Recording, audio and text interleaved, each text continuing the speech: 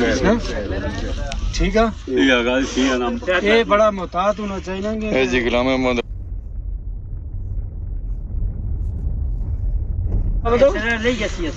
वो खाना ना वैसे एहतियात होना सही करना है तो बाकी ये गली ना इसमें जो दांत लगे हुए ना जहर होने ना ठीक है ये बड़ा मोहतात होना चाहिए जी गुलाम अहमद बादशाह बनी की दस जी आज माशा